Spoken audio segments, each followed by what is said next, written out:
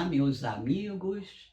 Este é mais um momento de reflexão no nosso projeto Comunhão no Lar da Comunhão Espírita de Brasília. Hoje vamos trazer para a nossa reflexão uma questão muito especial do Livro dos Espíritos, o nosso primeiro livro. A questão de número 775, quando Kardec pergunta aos seres de luz qual seria o resultado para a sociedade do relaxamento dos laços de família. Recebe como resposta uma recrudescência, quer dizer, um aumento grande do egoísmo. E aí nós começamos a lembrar que os laços sociais, e de forma mais acentuada, os laços familiares, são fundamentais para nos tratarmos do que viemos nos tratar. O orgulho e o egoísmo, essas duas mazelas espirituais que impedem a nossa evolução. São esses laços de família, são esses momentos iniciais da nossa encarnação em nossa família que nos dão as primeiras lições para nos amarmos, para tolerarmos, para perdoarmos e para continuarmos resilientes. Tudo isso é necessário para o resto das nossas encarnações. Já foi anteriormente, mas talvez não tivéssemos ainda tanta consciência dessa necessidade. Agora já sabemos. Por que estamos na Terra mais uma vez? Para trabalhar a nossa evolução. Por que viemos tantas vezes e ainda viremos tantas outras? Para amar a tudo, para amar a todos. Só nesse momento deixaremos a sansara, a roda das encarnações. Viemos todos nós aqui para evoluir. De novo, a gente se socorre do Livro dos Espíritos, e na questão 785, Kardec pergunta aos seres de luz o que impede essa nossa evolução, essa nossa grande tarefa. Recebe como resposta o orgulho e o egoísmo. Mais adiante, na questão de número 913, o nosso querido codificador pergunta dos defeitos, dos vícios, qual seria o mais danoso? Recebe como resposta que o vício mais danoso é o egoísmo. Que melhor momentos, que melhor ocasiões são aquelas para trabalhar orgulho e egoísmo do que os momentos em que vivemos na nossa família. Quero lembrar logo de início que José Raul Teixeira, um autor maravilhoso, que tem uma obra fenomenal em Niterói, no Rio de Janeiro, no seu livro Desafios da Vida Familiar, onde ele psicografa o espírito Camilo, nos lembra que família é qualquer agrupamento de seres humanos que se juntam para dividir a encarnação com amor, com respeito, com acolhimento. Então, qualquer agrupamento, tenha ele a formação que tiver, que viva num lar, se acolhendo e crescendo juntos, é considerado família, como nos lembra o próprio Espírito Camilo. Nós vamos também lembrar do Evangelho segundo o Espiritismo, nosso terceiro livro, o capítulo 14, honrai vosso pai e vossa mãe. No item 8, faz a diferenciação entre a parentela corporal e a parentela espiritual. Tudo isso nos indicando que família é esse grupo amoroso, é esse grupo que, por desígnios divinos, foi junto para trabalhar especialmente a reconciliação. Importante lembrar que o amor em família tradicional ou não será sempre o principal instrumento para o trabalho do nosso íntimo. O lar deve ser sempre o porto seguro. Deve ser o porto seguro e é a primeira escola dos corações a cada vez que se vem aqui. É esse amor que serve de base, que é o grande alicerce para a vida na Terra. A primeira escola de nossos corações. É na família que se pode trabalhar em pequenos grupos a capacidade de amor maior, de amor que não pede nada em troca, de amor que ama e que resiste às provas, às expiações, apenas pelo sentimento do amor. Vamos aprendendo a amar de uma forma maior.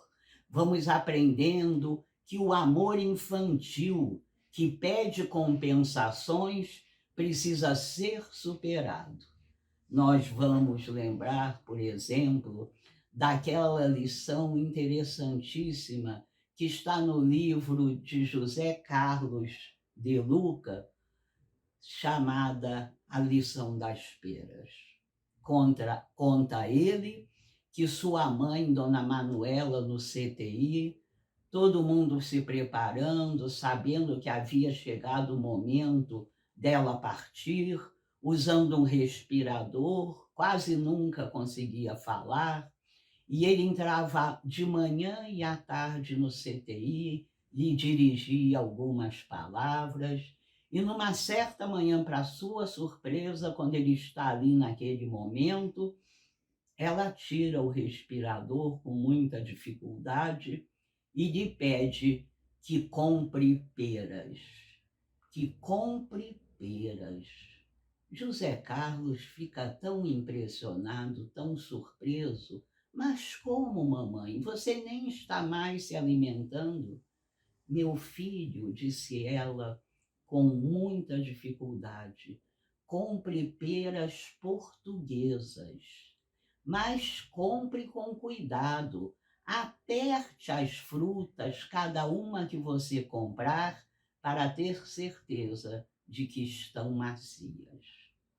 Assim acaba o momento dele visitar a mãe, e ele sai dali e vai, depois desse pedido, vai a alguns supermercados, até que encontra as peras portuguesas macias. Ao ir à tarde ao CTI, ele coloca o seu paletó de trabalho e dentro dos bolsos do paletó ele leva algumas dessas peras. Não entendendo o porquê, muito surpreso, mas ele faz o pedido de sua mãe, ele atende. Ao entrar, ele vê que está sozinho, tira vagarosamente as peras, bota na mão de sua mãe, que ao apertar sente que estão mesmo macias e abre ainda um sorriso para ele. E ele abaixa em seu ouvido e lhe diz: mas mãe, para que você quer, para que você me pediu que eu comprasse as peras que estão agora aqui? Ela lhe diz num último esforço: meu filho, seu pai está com problemas na gengiva e ele adora peras.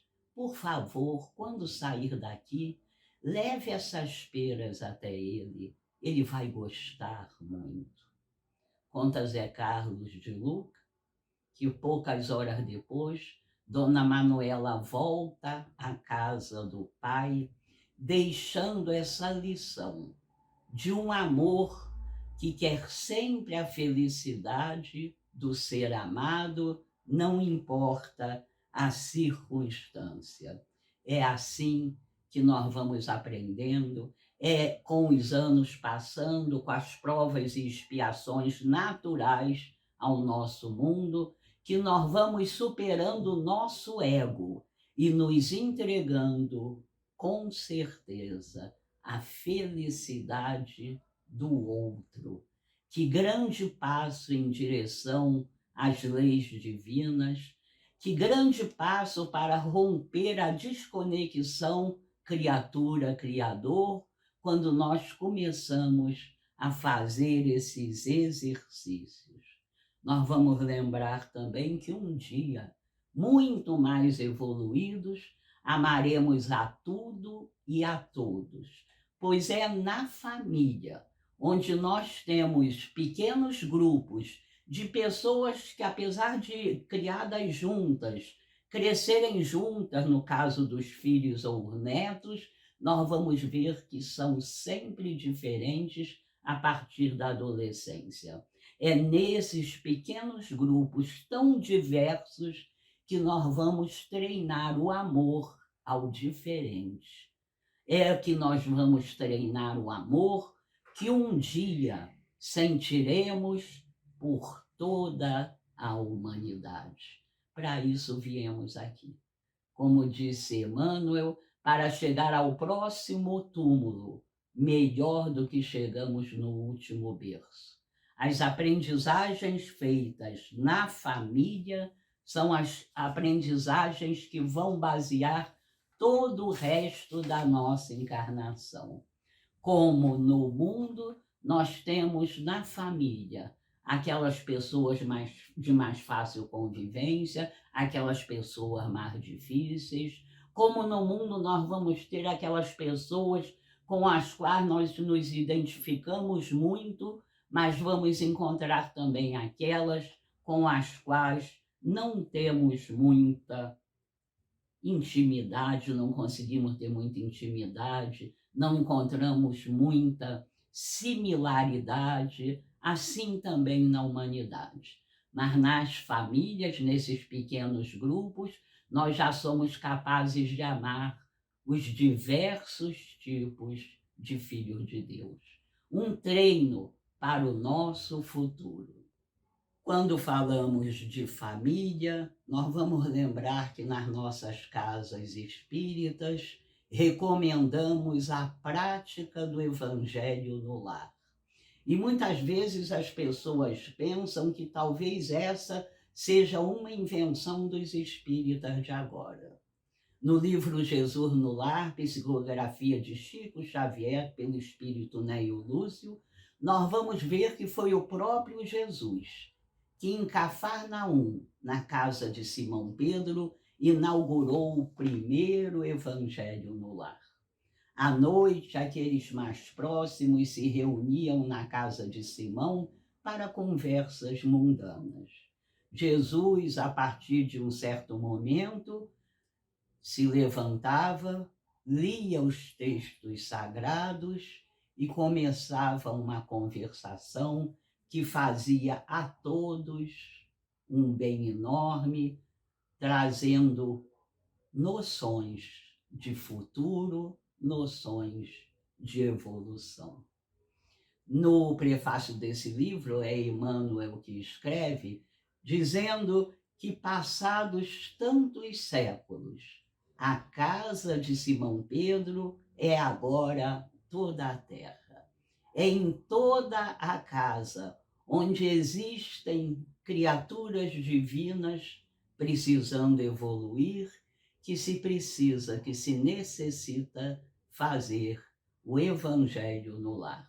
E cada mensagem desse livro é de uma beleza enorme. Nós hoje vamos pensar na lição de número 6, que se chama Os Instrumentos da Perfeição. Conta o espírito a quem se deu o nome de Neio Lúcio, que naquela noite, depois de algum tempo as pessoas conversando, começou-se a notar que Simão Pedro estava muito aborrecido. Quase não falara e quando falava, mostrava grande irritação. Jesus levanta, lê os textos sagrados e, quando vai começar a falar sobre eles, Pedro pede licença e conta. Faz um relato extenso, como nós todos costumamos fazer, de suas queixas. Como somos prolixos ao nos queixar. Assim Simão Pedro também. Faz um relato enorme que estava muito aborrecido, havia brigado com um tio, com um primo, em plena rua. Os dois haviam feito uma série de acusações a ele e ele estava se sentindo aborrecidíssimo. Jesus pergunta: e você, Pedro, como reagiu a esse ataque? Pedro diz: eu fiz o que qualquer um faria, um escândalo no meio da rua. Contei a todos que meu tio é sovina, contei a todos que meu primo é um grande mentiroso, e assim me senti feliz. Feliz não, Senhor, mas me senti vingado. O velho tio e o primo tinham sido desmascarados. Jesus espera um pouco aquele longo relato e diz a Pedro: Pedro, meu filho, o que faz um carpinteiro quando constrói uma casa? Naturalmente, ele trabalha com tijolos, com cimento, com areia. Ainda irritado, ele responde assim ao mestre. E o mestre lhe pergunta: e o que ele usa para fazer, para mexer com isso tudo? Ora, Senhor, ele usa ferramentas, ele usa instrumentos. Jesus espera um pouco, na sua doce voz, com o seu olhar carinhoso, lembra a Pedro, mas lembra também a cada um de nós que os nossos familiares mais próximos são as primeiras ferramentas, são as primeiras pás, enxadas, serrotes e martelos que a vida nos dá para construirmos no nosso íntimo o reino de Deus. Jesus lembra que quando falhamos com esses, será mais difícil não falhar com toda a humanidade o nosso caminho futuro.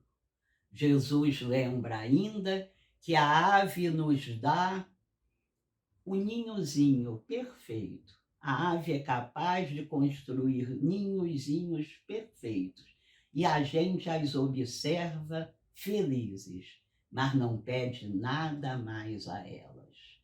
Que as ovelhas nos dão a lã.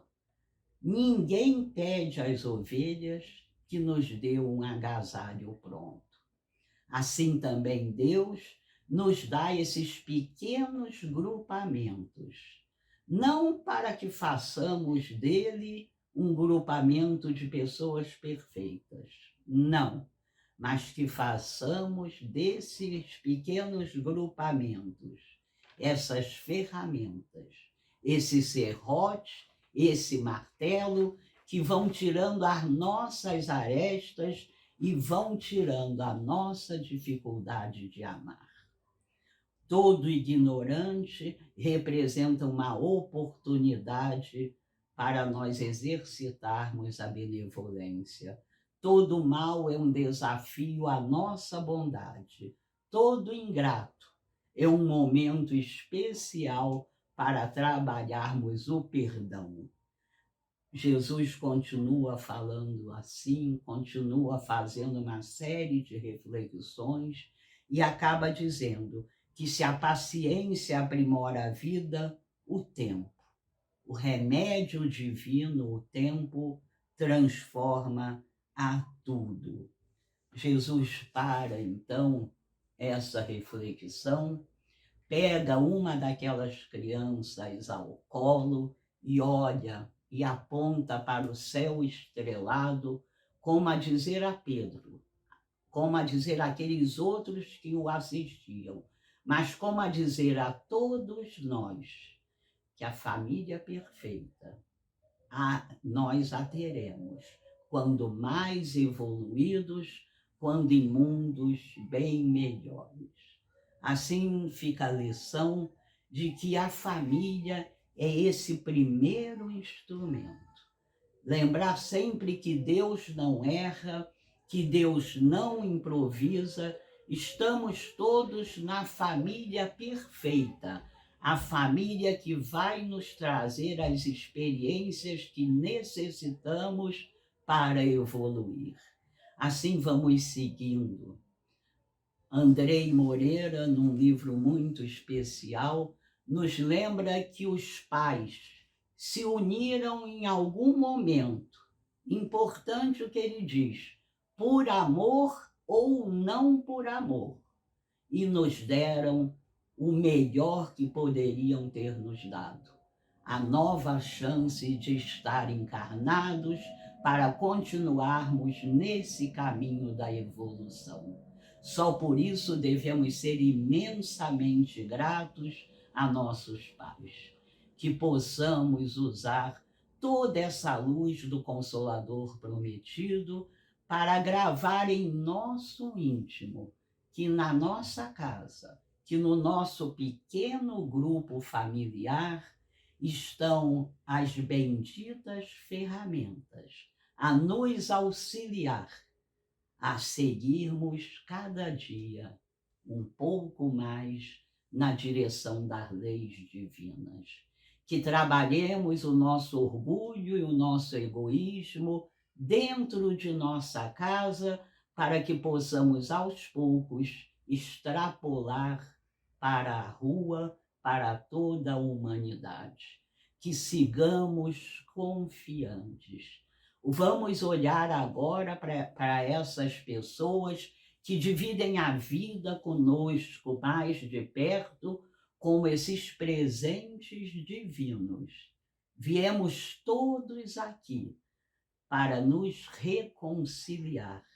Viemos todos aqui para evoluir e nos fazer cristãos verdadeiros.